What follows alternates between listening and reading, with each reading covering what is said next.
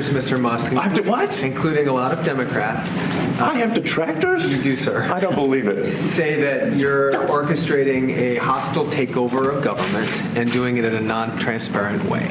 What's your response to that criticism? Well, first of all, you couldn't ask for a stronger mandate from the public. I'd like everyone to take a look at how dystopian this image is. A private citizen is practically running the United States government in certain key aspects simply because he is wealthy and a mega donor to Donald Trump, who is the most openly corrupt president in history. Thus, comedian Bill Burr has had enough. This is so the amount of people that are struggling out there because of these fucking billionaires. And they got us all arguing liberal and conservative. We got to stop doing that. Completely agree. The problem is a large portion of MAGA do not care to pay heed to the alarm bells that have been sounded and continue going off. Look, it takes two to tango here. My question would be this. What is your best course of action in reaching them? There are ways, but I'm open to Burr's. The White House says that you will identify and excuse yourself from any conflicts of interest that you may have. Does that mean that you are in effect policing yourself? What are the checks and balances that are in place to ensure that there is accountability and transparency? Well, we actually are trying to be as transparent as possible. In fact, our actions, we post our actions to the DOGE handle on X and to the DOGE website. So all of our actions are maximally transparent. In fact, I don't think there's been, I don't know of a case where an organization has been more transparent than the DOGE organization. None of this is true. Musk, the pathetic man-child he is, held court in the Oval while Donald Trump acted as babysitter to Elon's child. Musk will post routinely without proof, without links, without sources, and claim his word is true. It's insane that he has a seat at the table, considering he is a walking conflict of interest, being, of course, that he's a government contractor. Like, I am so tired of hearing about people going to bed worried about what's going to happen next week. There is so much fucking money in this country. And there's so much work being done, you know. And if you work a full fucking week at a job, you should be able to pay your fucking rent. You shouldn't have to go out and get another fucking job and still be struggling. It's bad for the country because then the kids don't see their parents and they're not getting the upbringing that they need. Meanwhile, Bill Burr is calling these guys out routinely because he knows, like we all do, this is not healthy for the country. People should not be struggling just so Elon can get another yacht or jet or presidency. We are struggling every single day. Elders aren't retiring. Parents are working multiple jobs to afford groceries that have never been more costly. It is a up system that is working to perfection for Trump and Musk, but not for you and me. Democracy. This may seem like, well, are we in a democracy? Well, if you don't have a feedback loop, FAX, you would have to, if you sorry. So, I tell you, gravitas can be difficult sometimes.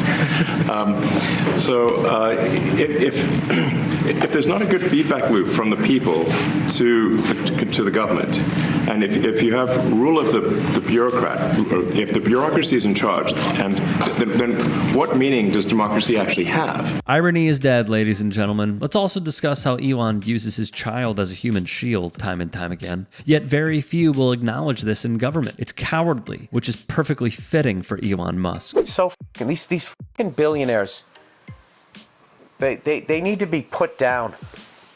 You know, like fucking rabid dogs. They're like rabid with fucking greed and just going out and just dividing everybody. His words, not ours, though he has carried this same tune through his media appearances over the past year. Mexico's really in trouble, a lot of trouble. Very dangerous place. And we're going to be announcing a future date pretty soon. We're going to change because we do most of the work there and it's ours. We're going to be changing sort of the opposite of Biden, where he's closing everything up, essentially getting rid of $50 to $60 trillion worth of assets. We're going to be changing the name of the Gulf of Mexico to the Gulf of America, which has a beautiful ring that covers a lot of territory. The Gulf of America, what a beautiful name. And it's appropriate. It's appropriate.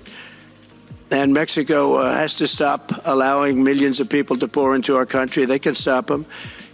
And we're going to put very serious tariffs on Mexico and Canada, because Canada, they come through Canada too, and the drugs that are coming through are at record numbers. Just beyond parody, beyond stupid. Yet it fits the billing of who this man is. A bigoted piece of flesh that people support. It's insane. Just the fucking epitome of this time right now.